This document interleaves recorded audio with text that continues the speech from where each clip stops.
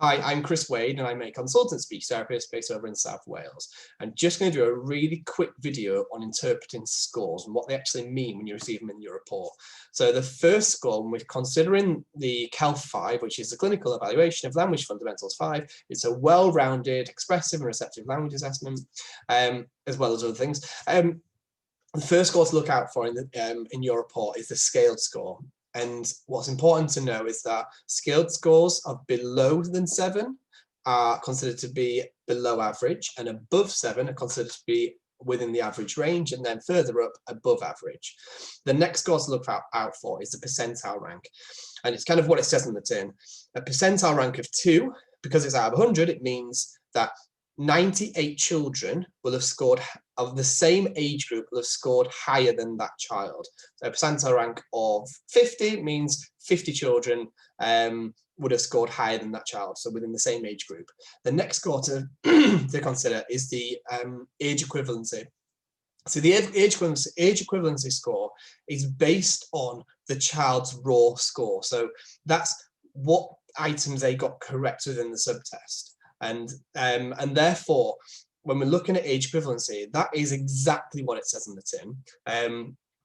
However, we do often kind of use these scores with a little bit of caution, that it's not a precise kind of scientific score. However, I use them as quite a good barometer when I'm thinking, okay, if I've got a child that's 14 and they've got an age equivalent score of word classes of 9, that actually means that within a typical aged match group, so within a mainstream school with typically developing peers, the vast majority of those children are going to be scoring around about the same age group as to what they are, and some are going to be scoring above.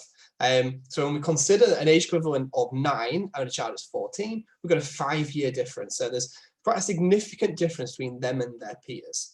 The next scores to look at are the index scores. So we've got, you should typically have a core language score, and that's kind of the most basic score when we're doing kind of a CELF 5.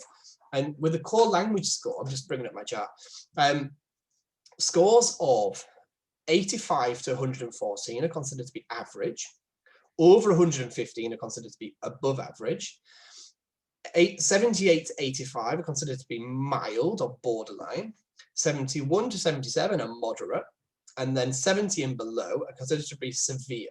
And that applies to all of the core language score, receptive language index, expressive language index, language content index, and language memory index scores. So I hope that's kind of a little bit more helpful. What I'm going to do in my next video is, I'm not going to obsess about the CELF 5, but it's an assessment I use a lot, and same with the preschool CELF. I'm going to go through the individual subtests and what they actually mean, and what we're doing when we're looking at when we're doing the subtests, and how we interpret the child's strengths and needs based on their presentation and their performance within that subtest. So I hope this really quick video is helpful in terms of interpreting what the scores mean. As always, feel free to get in contact with me if you've got any questions. Have a lovely day. Thank you.